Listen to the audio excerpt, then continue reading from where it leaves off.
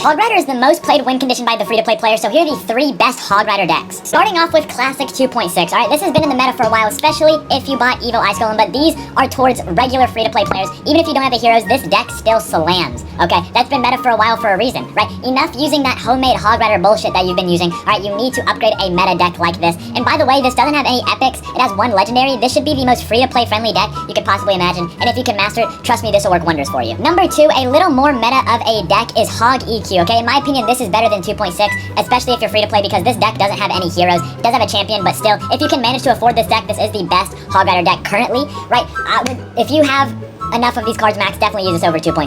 The reason behind it is EQ and Hog synergize very well, right? If your opponent has a building and you're running 2.6 with Fireball, it's really hard, but now you have EQ. Alright, now they can place a Tesla in the perfect spot to dodge it, but that's like a one-off chance, right? If your opponent has a cannon, there's a high % chance that they don't know the correct cannon placement and you'll be able to hit it with your EQ. That is the reason why this deck is so solid. I think it will forever be solid. I don't think it'll ever get nerfed, so go ahead and give it a try. And then last but not least is Hog XE NATO. This one for me is very up in the air, okay? You can be either really good with this or very bad. If I'm being honest, this takes the most skill out of all of them, right? It's a very strange Hog deck, but trust me, it works when you can figure it out. You have 2 crowd control units. These 2 evos are low-key broken as shit. If you know when to time your rockets, you'll do great, right? Like, for example, if you can never get your Hog to the tower, they always have a building or a tornado. You can just end up rocket cycling them in the end. It is a very versatile deck. There's 2 ways to win, 2 win conditions. It does amazing. This will definitely get you far. These are the 3 main ones, but if you have any more, leave them down in the comments below. I'll be sure to check them out.